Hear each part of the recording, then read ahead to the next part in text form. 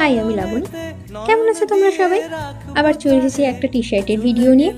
আমি অনেকদিন কোনো ভিডিও আপলোড করিনি। তোমরা অনেকেই আমাকে মেসেজ করেছিলে যে কেন আমি কোনো পোস্ট করছি না, কেন তোমরা আমার ভিডিও দেখতে পাচ্ছ না।